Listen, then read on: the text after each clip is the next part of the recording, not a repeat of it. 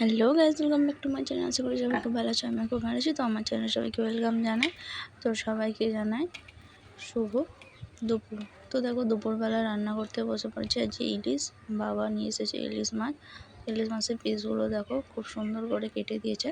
তারপর মাছগুলো নুন হলুদ সামান্য তেল মাখিয়ে রেখে দিলাম। এইদিকে সর্ষে আর কাঁচা লঙ্কা আর সামান্য পোস্ত দিয়ে দিচ্ছি, দিয়ে বেটে নেবো।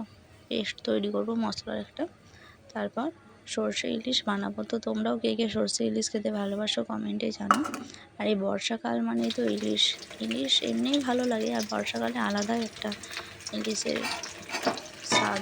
তো দেখো, মাছগুলো ভাজবো না ভাবছিলাম, কিন্তু তবুও ভাবলাম যে না, হালকাভাবে ভেজে নিই। তো খুব বেশি করে ভাজছি না, হালকাভাবে ভেজে নিচ্ছি। তারপর হালকা করে 2-3 বার একটু করে ভেজে নিয়ে প্রায় করবো না, তারপর তুলে নেবো। তো দেখো, মাছগুলো প্রায় ভাজা হয়েই এসেছে খুব সুন্দরভাবে। এরপর মাছগুলো একে সব কিছু তুলে নেবো। তারপর ওই তেলেতেই শুকনো লঙ্কা নয়, তার বদলে কাঁচা লঙ্কা গোটা জিরে দিয়ে দিলাম। তারপর দেখো,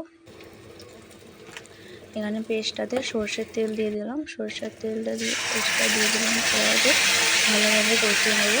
শুধু পেস্টটার মধ্যে সামান্য পরিমাণে লাল লঙ্কার গুঁড়ো দিয়ে দেবো, কালারটাও হবে আর সামান্য একটু ঝালও হয়ে যাবে। তো দেখো, মশলাটা দিয়ে খুব সুন্দরভাবে তেল ছেড়ে এসেছে। দারুণ লাগছে মশলাটা, তাই না? খুব সুন্দর লাগছে, গন্ধটাও খুব সুন্দর বেরিয়ে এসেছে।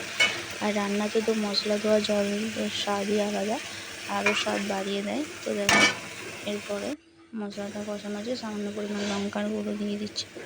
তারপর মশলাটা হালকা ফুটে এলে মাছগুলো দেবো। তো মশলাটা এখন ফুটতে থাক। চারিদিকে যেগুলো লেগে আছে একটু সরিয়ে দিলাম। তারপর দেখো,